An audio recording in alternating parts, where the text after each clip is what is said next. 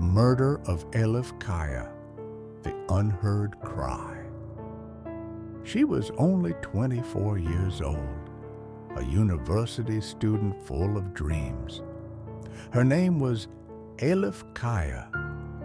She lived in Egekent, a coastal city in Turkey. But one summer day, her life was stolen by the man who claimed to love her. She was only 24 years old, a bright university student full of life, full of dreams. Her name was Elif Kaya.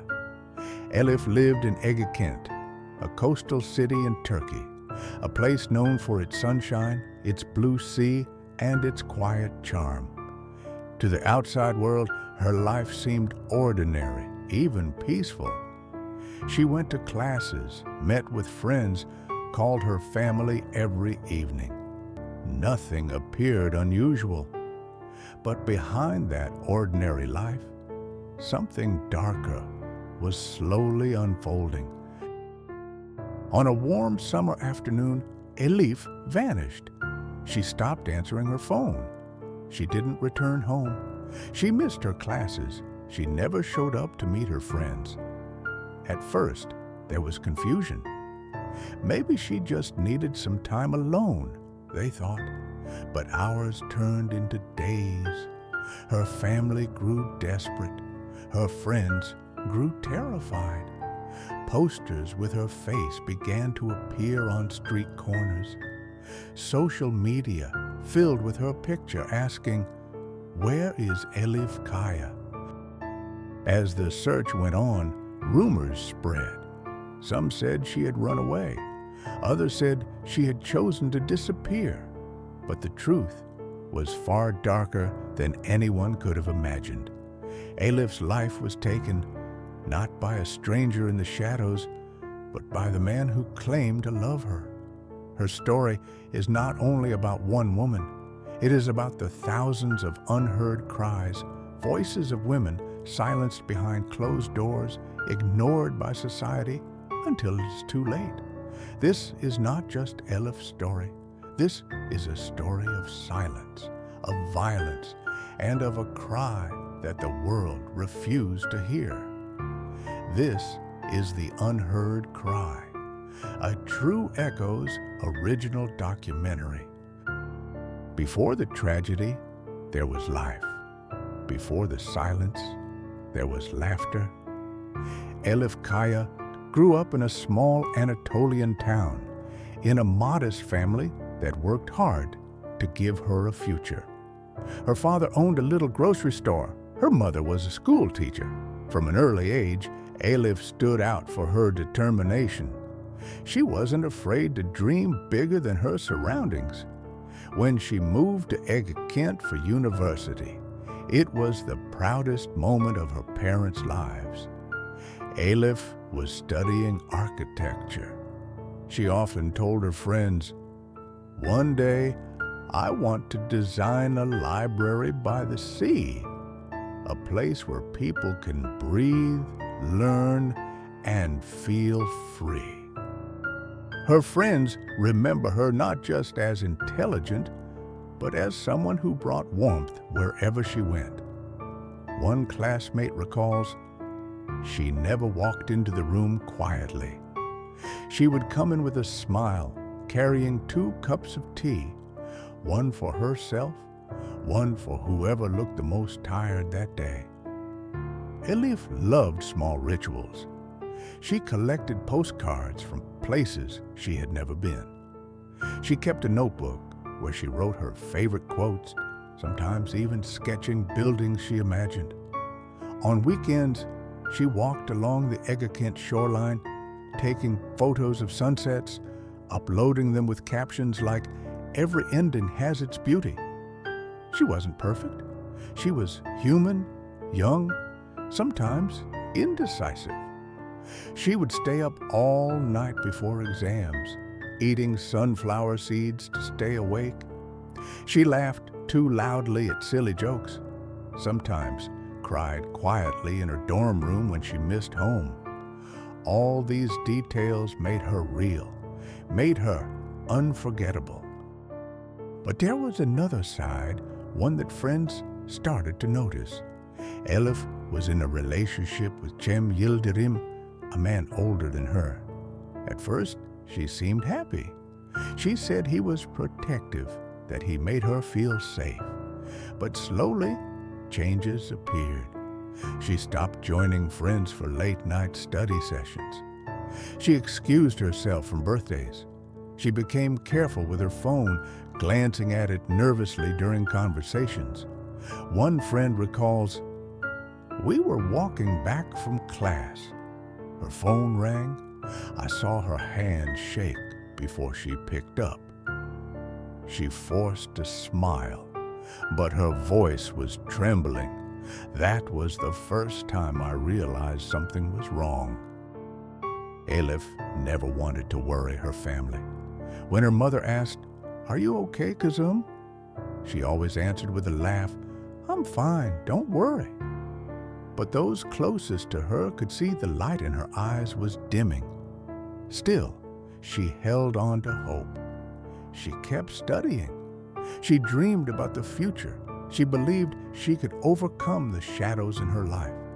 And that belief, that stubborn hope, was Elif's strength, which is why her disappearance and her loss was unbearable, because Elif was not just a statistic, not just another name in the news.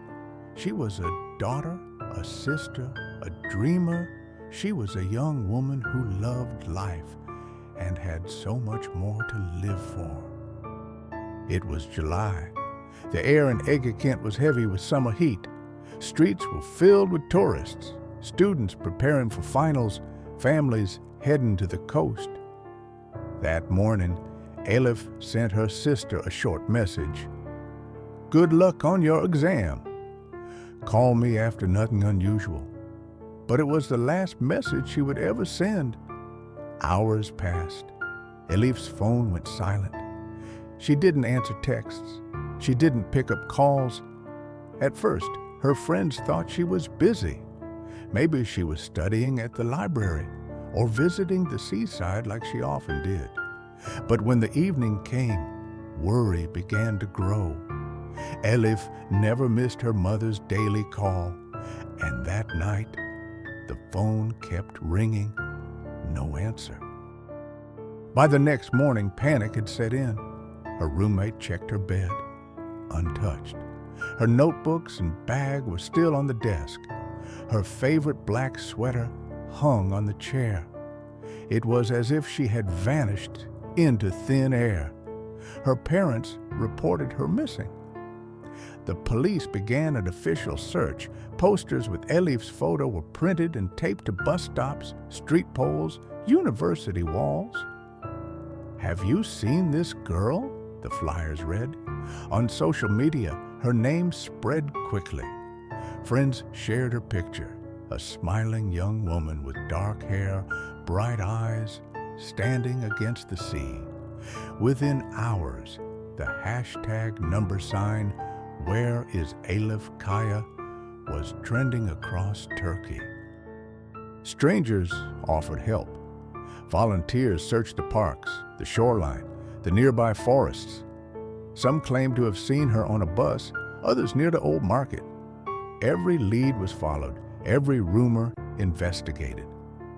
But all ended in silence. Days went by, each one heavier than the last. Her mother appeared on local television, her voice trembling. "If anyone knows where my daughter is, please, please help us." The entire city held its breath. Then came the whispers. Some said Elif had run away, that she was overwhelmed with studies, with her relationship with life. Others suggested she left the city willingly, but those who knew her refused to believe it. She would never just leave, her best friend said. Not without telling anyone. Not without saying goodbye. Police questioned neighbors, classmates, shopkeepers. They looked through security cameras, traced her phone records, and slowly a disturbing pattern began to appear. The last person who had seen Elif alive was Chem Yildirim. At first, he told investigators he hadn't heard from her in days. He said she was fine, that she must have gone somewhere to clear her head. But his story didn't add up. The police noticed his nervousness, his phone activity, the inconsistencies in his words. Suspicion grew. And within a week of her disappearance, the truth would begin to surface, a truth darker than anyone had imagined. Suspicion had turned into certainty. The last person to see Elif alive was her boyfriend, Chem Yildirim. Police confronted him with questions. Where had he been on the night Elif disappeared? Why did his phone records show calls and locations that didn't match his story? At first, Chem denied everything. He claimed Elif was alive, that she had left him, that he knew nothing of her whereabouts. But investigators noticed the tremor in his hands, the way he avoided eye contact. Hours of questioning turned into days. Slowly, his story began to unravel. Finally, under pressure, Chem broke down. He confessed. His words chilled everyone in the room. He admitted to taking Elif's life during an argument. He admitted to trying to cover up his crime. And with every detail he gave, the horror grew deeper. News spread quickly. Television channels broadcasted the story nationwide. Social media exploded with outrage. Elif's name, her face, filled screens across the country. People asked, how could this happen? How many more must die before something changes? On the streets of Ege, Kent, and in cities far beyond, protests began. Women carried signs, "We want justice. Stop killing women." Candles were lit in Elif's memory. Chants echoed, "Her cry was unheard. We will not be silent." The trial began months later. In the courtroom, Elif's family sat only meters away from the man who had stolen their daughter. Her mother clutched a photo of Elif, whispering prayers under her breath. Chem entered with his lawyers, head down, avoiding the cameras. He tried to justify himself, claiming it was a moment of anger, that he never meant for it to happen. But for the crowd outside the courthouse, there was no excuse. The hearings became a national spectacle. Newspapers covered every word. Television commentators debated the case nightly. And outside the court, activists gathered, chanting for justice, not just for Elif, but for all the women whose stories had ended in silence. One activist shouted into the microphones, "This is not just Elif's story. This is the story of thousands of women. We demand change. We demand protection. We demand justice."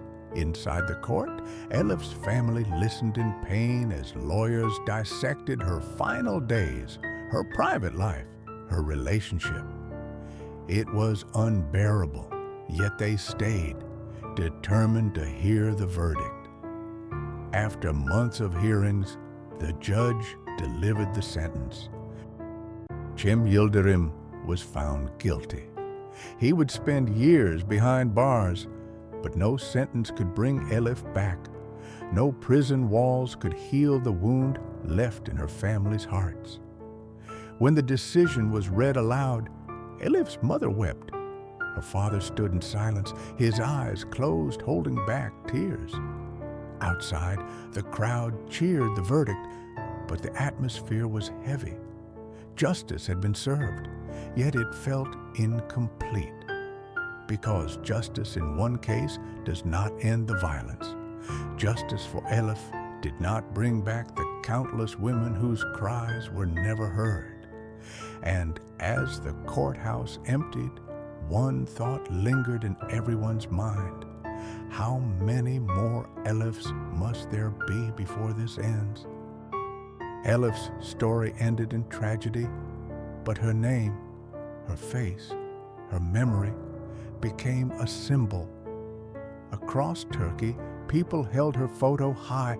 They shouted her name in the streets. They marched, demanding justice, not only for Elif, but for all the women who never had the chance to speak, whose voices were silenced forever.